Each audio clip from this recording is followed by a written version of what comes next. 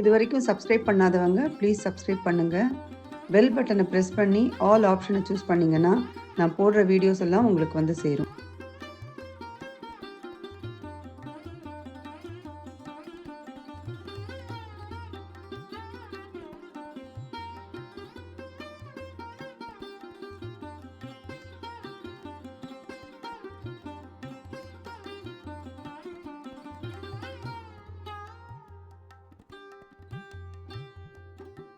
இன்றைக்கி நான் கடலை மாவு பாயசம் செஞ்சுருக்கேன். டேஸ்ட் ரொம்ப அருமையாக வந்திருக்கு. இதை எப்படி செய்கிறதுங்கிறத இந்த வீடியோவில் பார்க்கலாம். வாங்க வீடியோக்குள்ளே போகலாம். Hi friends, welcome to சுஹீஸ் kitchen. கடலை மாவு பாயசம் செய்கிறதுக்கு கடலை மாவு 1/2 கப்பு, சர்க்கரை 1/2 கப்பு எடுத்துட்டுருக்கேன். கடலை மாவு 50 கிராம் அளவுக்கு இருக்குது, சர்க்கரை 125 கிராம் அளவுக்கு இருக்குது.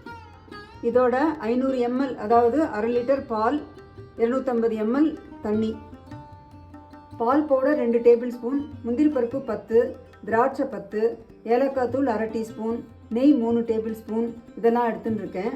முந்திரி பருப்பு திராட்சை உங்கள் விருப்பத்துக்கு ஏற்ற மாதிரி சேர்த்துக்கலாம். முதல்ல அடிகனமான வானிலையில் நம்ம எடுத்து வச்சுருக்கிற நெய்யில் பாதி அளவுக்கு சேர்க்குறேன். இதில் நம்ம கடலை மாவு வறுக்கணும். மீதி இருக்கிற நெய்யை கடைசியில் முந்திரி பருப்பு திராட்சை இதெல்லாம் வறுக்கிறதுக்கு யூஸ் பண்ணிக்கலாம். இப்போது இதில் கடலை மாவு சேர்க்குறேன். ஸ்டவ் சிம்மில் வச்சுருக்கேன். இதை வந்து நல்லா பொன்னிறமாக ஆற வரைக்கும் வறுத்து எடுத்துக்கணும். சிம்மில் வச்சு வறுக்கும்போது தான் நல்லா வாசனையாக இருக்கும். இதை வறுக்கிறதுக்கு குறைஞ்சது ஒரு 7-8 நிமிஷமாவது ஆகும். பொறுமையாக இந்த மாதிரி வறுத்து செஞ்சோம்னா தான் நல்லா பாயசம் வாசனையாக இருக்கும். வறுக்கும் போதே ஏதாவது சின்ன சின்ன கட்டி இருந்ததுன்னா இந்த மாதிரி கரண்டியால் ப்ரெஸ் பண்ணி சரி செஞ்சிடலாம். கட்டி இல்லாமல் செய்யணும்.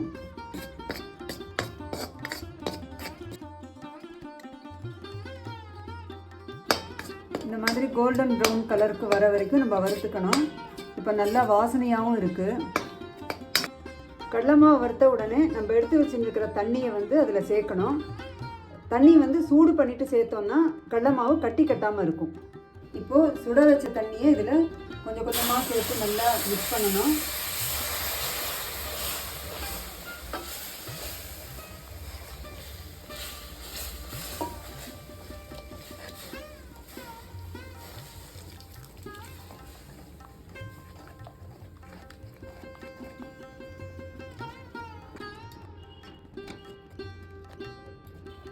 இதில் மெயின் வந்து கட்டி இல்லாமல் நம்ம கலந்து விடணும். அதுதான் முக்கியம் ரொம்ப.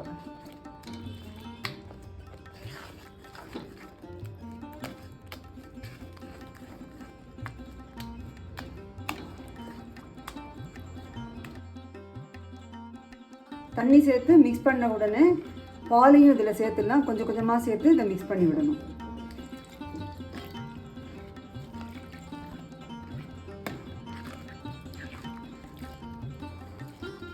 காய்ச்சின பால் தான் சேர்க்குறேன். பால் வந்து கொஞ்சம் சூடாக இருக்கும்போது சேர்க்கணும். அப்போ தான் கட்டி கட்டாமல் வரும்.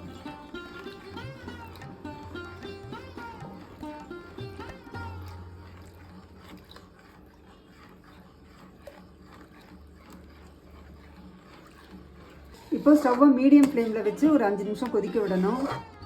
இது கொஞ்சம் கெட்டியாகிற வரைக்கும் கொதிக்கணும்.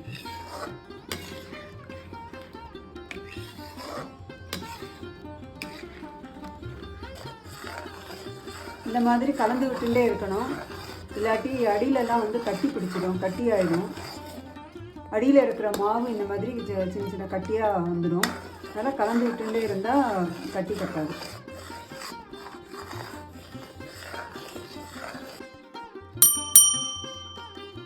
இந்த அளவுக்கு கெட்டியாக ஆகணும். இப்போ இதில் சர்க்கரையை சேர்த்துடலாம்.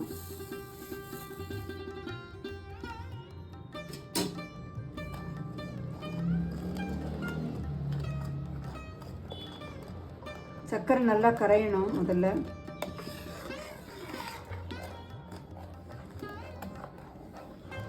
சர்க்கரை சேர்த்ததுனால இப்போ கொஞ்சம் தண்ணியாக ஆயிருக்கு. அதனால் இன்னும் கொஞ்சம் நேரம் கொதிக்க விடணும். இதை ஒரு 5 நிமிஷம் கொதிக்க விட்டால் இன்னும் கொஞ்சம் கெட்டியாக ஆகும். ஸ்டவ்வை மீடியம் ஃப்ளேம்லேயே தான் வச்சுருக்கேன். அடுத்ததாக பால் பவுடரை இதில் சேர்க்கணும். அதை இப்போ நாம் ரெடி பண்ணி வச்சுக்கலாம். பால் பவுடரில் கொஞ்சம் வெதுவெதுப்பான பால் சேர்த்து கலந்து வச்சுக்கலாம்.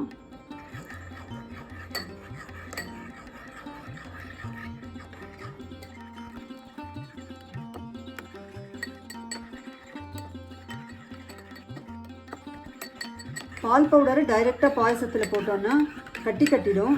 அதனால் இந்த மாதிரி சூடான பால்லையோ சூடான தண்ணியிலையோ மிக்ஸ் பண்ணிவிட்டு அப்புறமா சேர்க்கணும். 5 நிமிஷம் கொதிச்சப்புறம் கெட்டியாக எடுத்து இப்போது மிக்ஸ் பண்ணி வச்சுருக்கிற பால் பவுடரை இதில் சேர்த்துடலாம். ஸ்டவ்வை சிம்மில் வச்சு ஒரு 2-3 நிமிஷம் கொதிக்க விட்டால் போதும். அப்போ தான் பால் பவுடரில் இருக்கிற பச்சை வாசனை போகும். 3 நிமிஷம் ஆகிடுத்து. இப்போது ஸ்டவ் ஆஃப் பண்ணிடலாம். இப்போது ஏலக்காய் பவுடரையும் இதில் சேர்த்துடலாம். இதை நல்லா மிக்ஸ் பண்ணிடலாம்.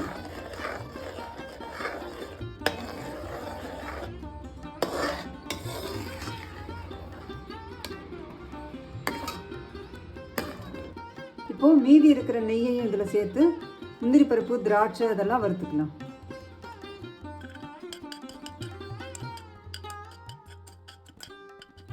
முந்திரி பருப்பை கொஞ்சம் லைட்டாக வறுத்த உடனே திராட்சையும் சேர்த்துடலாம்.